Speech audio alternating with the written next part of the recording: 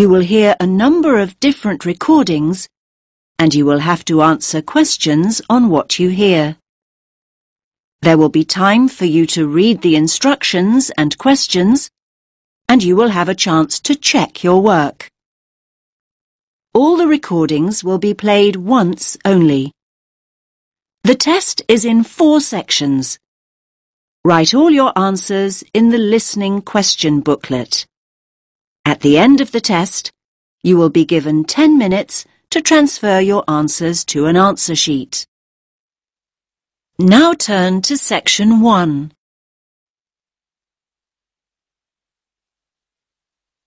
You will hear 2 students talking about libraries. First, you have some time to look at questions 1 to 5.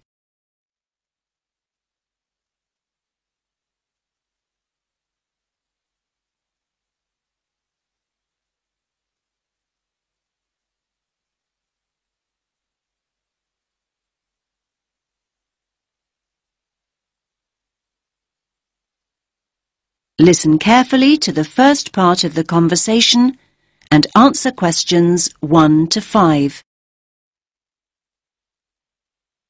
Hi there, Tim. You look tired. Hi, Zara. I am tired. Well, it is SWAT-vac after all. SWAT-vac? Ah, yes, of course. Exam period. Don't remind me. I'm pretty exhausted myself. I'm finding it very difficult to study. It's so noisy where I live. I can't concentrate with all that traffic outside. I definitely need to find a quieter place to study. Me too. Actually, I've just downloaded some information about the best libraries in the city. Take a look at this. It's the Bailey Library. The Bailey Library? Isn't that the really old library on Parkville campus? Yeah, that's the one. It's the oldest in the city. And it says here that it's really popular with students. Popular with students? That means it's noisy and crowded. Okay. I see what you mean.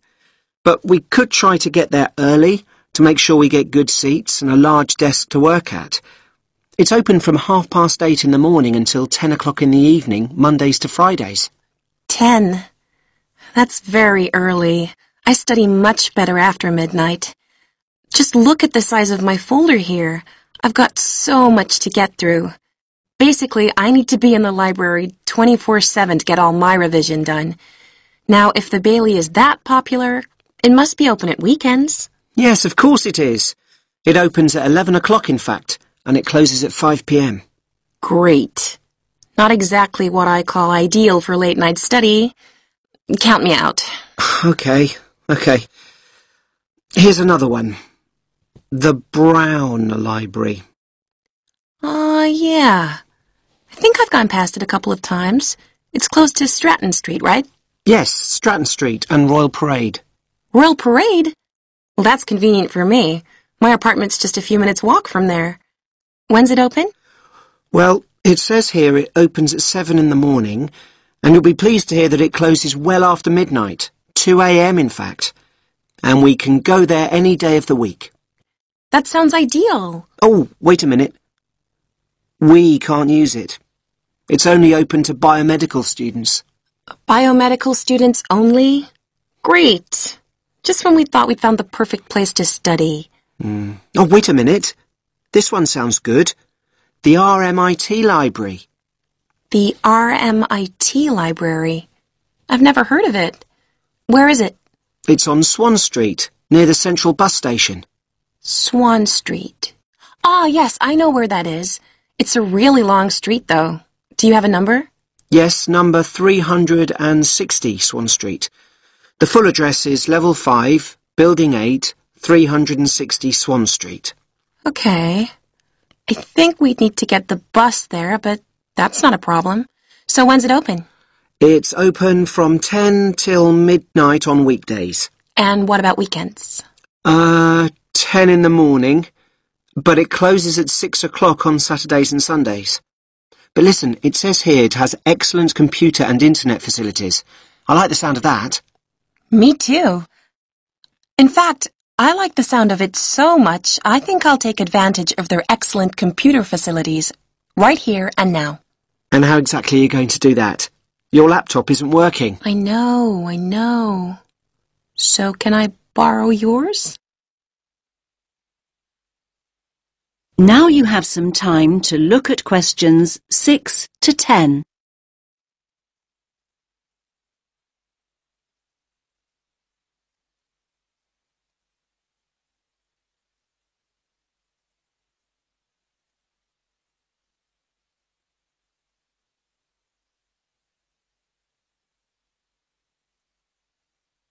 Now listen to the rest of the conversation and answer questions 6 to 10. OK, here's the RMIT Library website. So we want the bookings page. OK, first of all, you need to log on to Book It. Book it? Yeah, that's it, Book It. Okay. Now it's asking me for my student ID and my password. OK, so just type in your student number. I think I can just about remember it. And now your password. Okay. So next, you need to choose the resource type you want to book. That's easy. A PC. So now what you need to do is click on Location. Location. Okay. Now it's giving me a floor plan. It looks like I've got a choice of 18 computers. Great! So click on one of the PCs. I'm choosing this one. It's right next to the window. PC number 4 to be exact. So what do I do now? So now you have to choose the date of booking. So when do you want to book it for? Let's go for tomorrow. That's Friday, June 6th. And just click. I just have. So why isn't it working? You've got to go into View Options. It's working now. Friday, June 6th. OK, so now you need to choose a time. Let's go for a late afternoon. 5 p.m. Right, let's do it. Great! It says booking completed and there's my name on the booking schedule. Result! That is the end of section 1. You now have half a minute to check your answers.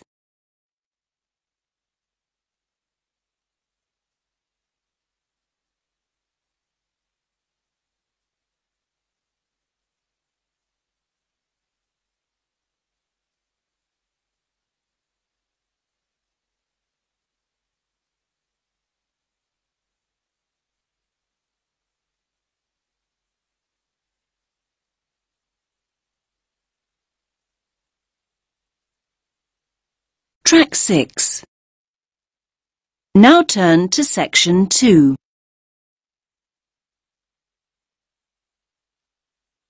You will hear a guide talking about a tourist program.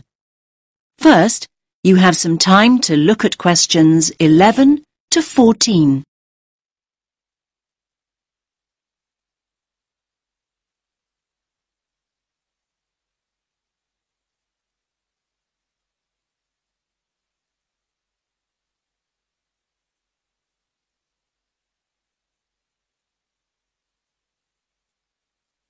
Listen carefully to the first part of the talk and answer questions 11 to 14. Welcome to all of you. Can everyone see me and hear me? Good.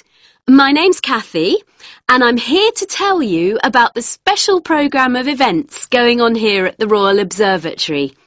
Yes, it's Doors Open Day here in Edinburgh, and we're delighted that you have chosen to make this very special building part of your own Open Doors Day experience.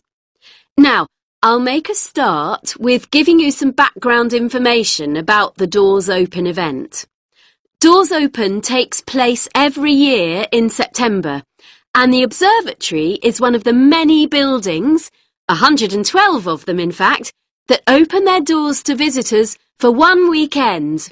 And yes, there's absolutely no charge. It's all completely free. The observatory has been involved in this event for more than 20 years. And every year, we attract more and more visitors, like you, who want to find out more about great buildings in the city. And hopefully, you'll leave with a better understanding of the universe too. OK, now let's run through today's programme of events. There are many activities to choose from, so make sure you make the most of your visit.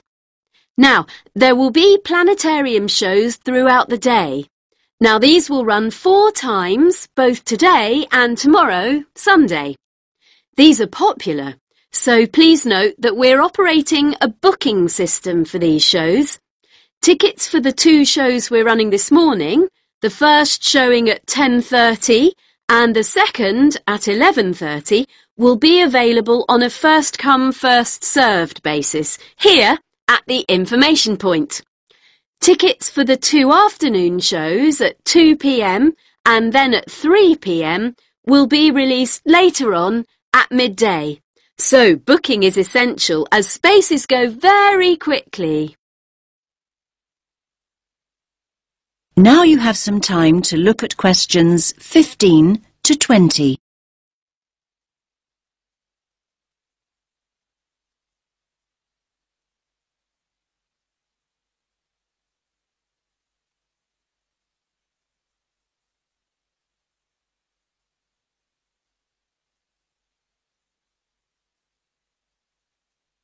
Now listen to the next part of the talk and answer questions 15 to 20.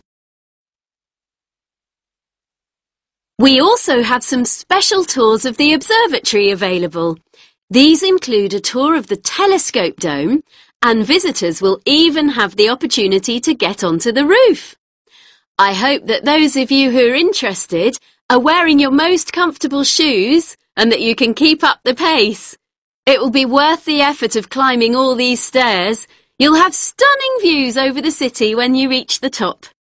Now, for those of you who want to take things at a more leisurely pace, there will be an opportunity to visit the Crawford Collection and learn about the instruments that have been built here, and there will also be some items from the collection on view. For those of you who don't already know, the Crawford Collection is an astronomical library. And not only that, it ranks as one of the most important astronomical libraries in the world. You are promised a real treat here. And it's great to have so many younger visitors here today. Now, we have a craft workshop for children here in the visitor centre where they can make their very own model of a telescope and colour their very own planet. Please note that all children must be accompanied by an adult. So, as you can see, it's a pretty full timetable and there's a lot going on. Now, any questions? That is the end of section 2. You now have half a minute to check your answers.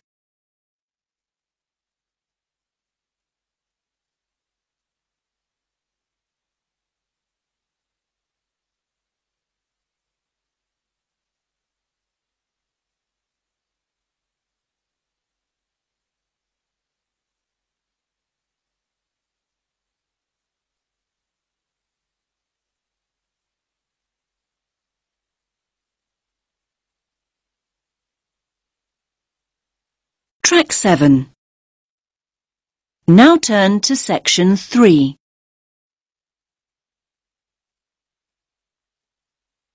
You will hear 3 students discussing the issue of waste deposited in space.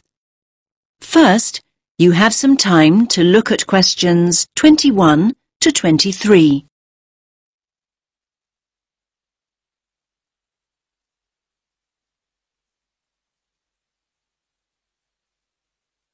Listen carefully to the first part of the discussion and answer questions 21 to 23.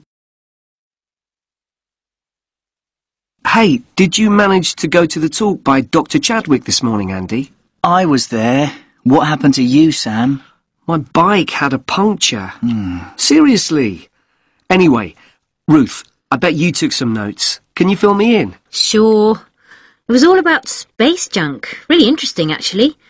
I mean, I knew about how much rubbish humans are dumping here on planet Earth, but I had no idea how much junk there is flying around in space. Did you know that there are literally millions of pieces of rubbish orbiting the Earth as we speak? Not until now, I didn't. They reckon that around 100 tons of very small objects, like mainly dust, drops on Earth every single day. Yes, that's what she said. I thought space junk was all man-made. I can't believe they know so accurately how much is actually out there. Do they track and monitor it all the time? Yeah, they do. According to the talk, there are nearly 25,000 objects, larger than 10 centimetres in diameter, now orbiting the Earth. And what does all this space junk consist of? Isn't it all discarded parts of rockets that were either broken or left behind after space missions, like Apollo and all those spacecraft from years ago? Well, yes, but not only that. All other kinds of debris that we've dumped in space too. Anything from dead satellites to loose metal screws.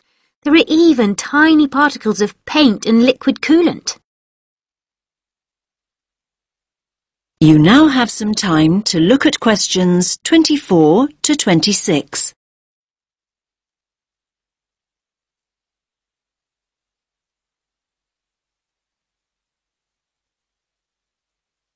Now listen to the next part of the discussion and answer questions 24 to 26. So who is to blame for depositing all this rubbish? Where does it come from? Well, I knew you were going to ask me that, Sam, so hang on. You can take some of my notes if you like. Thanks a lot. That's really helpful. Here, look. Over a third, 37% to be exact, comes from Russia. But other countries are close behind. Another third, well, just under actually, 29% is from America, and then 28% is from China. Yes, but other countries, like India, are adding to the rubbish pile. And don't forget the European Space Agency also has spacecraft in orbit. That's true. We're talking serious space junk here. Pretty serious, I'd say. So come on, what do you think are the chances of something solid dropping from space onto our heads? Good question. Everyone asked that. Dr. Chadwick said at least one piece of junk falls to Earth every single day. But look at it this way. Earth is a pretty big place, so actually the statistical chances of being hit are extremely low. You now have some time to look at questions 27 to 30.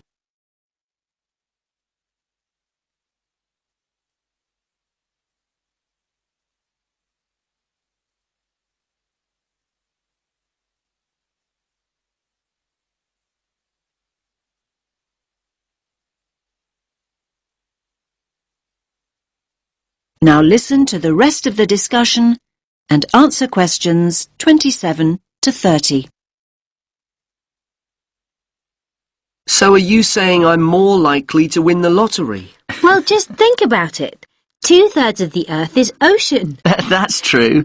But in time, almost all these pieces of rubbish will fall to Earth because the object's orbit is decreased by its gravitational pull. But the good news is that they don't cause any serious damage. You know, they can't actually survive the heat generated on re-entry. They simply burn away. But that's not always the case. There are exceptions. Chunks of the United States UARS satellite recently fell into the Pacific Ocean. The UARS satellite? It was this 6-ton satellite launched by the Space Shuttle Discovery way back in 1991. So it had been up in space for 20 years, but stopped working in 2005. It weighed 5,700 kilos. And that's about the same as a double-decker bus, apparently. And, just check my notes. Here it is, yes. The largest of these great big chunks that fell into the sea weighed about 158 kilograms. Think of the weight of an adult gorilla, Sam, and you get the picture. A nice soft landing, then.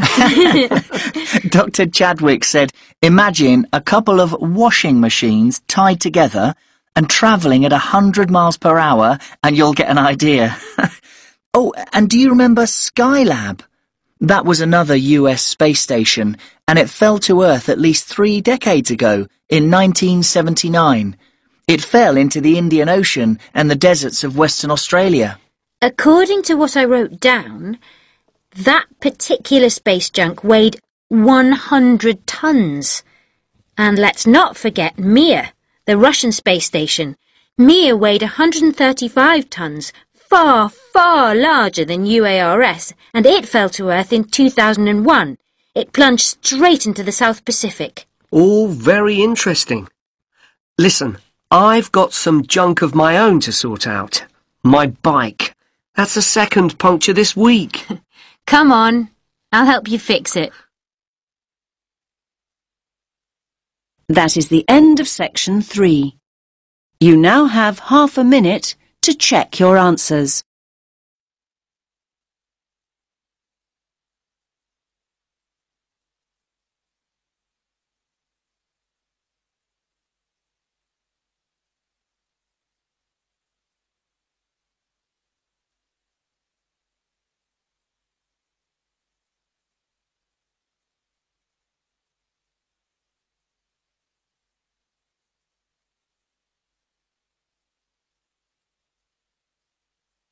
Track 8. Now turn to section 4.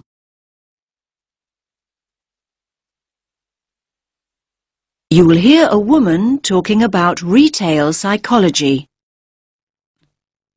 First, you have some time to look at questions 31 to 40.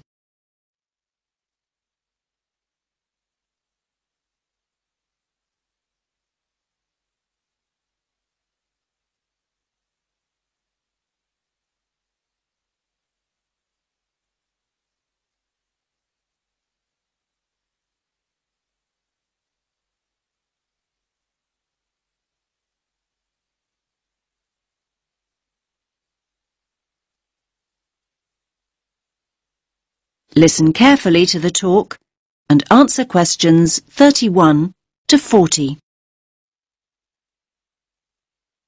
Hello everyone. Let's get started on the final lecture in our module on retail psychology. Today we're going to focus on supermarket layouts and how retailers display their products to encourage us as customers to spend as much of our money as possible. It's an interesting topic. Now, most of us don't actually realise that the layout is deliberately designed to make us part with our money. But in fact, millions of pounds are spent on research into the psychology of shoppers and what motivates us to buy. So, let's have a look at an actual supermarket layout. Now, here's the entrance to the store, just here. This area immediately around the entrance is what retailers refer to as the decompression zone or the dead zone. This is where the customers recover from the environment outside. And by that I mean this is where they adjust. For example, the place where they might put their keys in their pockets or take off their sunglasses, these kinds of things. So, what do you notice about this area? It's very empty, isn't it? Yes, it's pretty much clear of stock altogether. This area is not designed or used to sell us anything. Basically, the supermarkets never put any merchandise here because they know that no one's ready to buy yet. However, the retailers want their customers to feel comfortable. If they're in a relaxed state of mind, they're much more likely to stay longer and spend money. Now, let's look back at the entrance again. Now, it's interesting, but we know that 3/4 of us look right, not left, when we go into a supermarket. So, 75% of people. This gives the supermarkets a great opportunity to hit us with promotions and offers. So, near the front door, you might also find what we call the dwell zone. The dwell zone is the area on the right-hand side by the front door where you are encouraged to relax and browse. You will usually find newspapers and flowers here to help you do exactly that. Moving on from the dwell zone, we come to the power aisle. Basically, it's the main route customers return to after venturing into nearby aisles. And so this is the area of the supermarket where the strongest offers are displayed. So, you might see a sign that reads barbecue time, and you'll see all the items you could possibly need for a barbecue. The charcoal, the sauces, the skewers and the drinks, everything you need, all in one place. Were you planning a barbecue before you went shopping? Do you even have a garden? Yes, the power aisle has a very powerful effect on sales, even though most of us don't even realize we are being sold to here.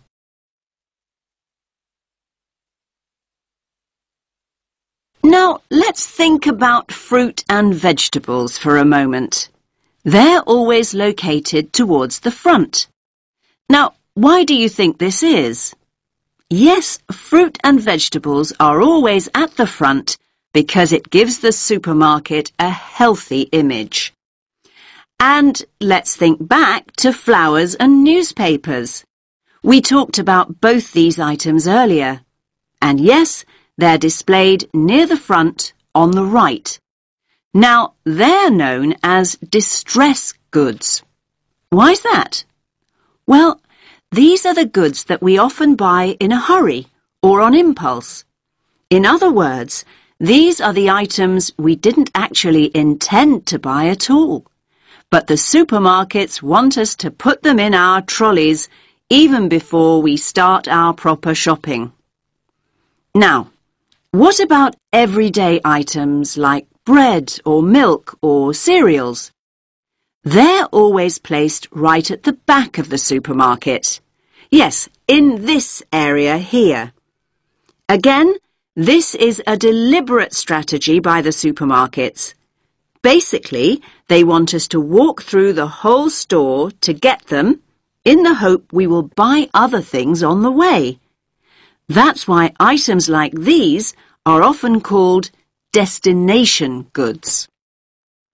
Now, where products are placed on the shelves makes a real difference. We read shelves a bit like we read a book. Our eyes go from left to right. And they want you to focus on the more expensive items, so they place them at eye level. It's often quite hard to spot items like cheap tinned food. Why is that?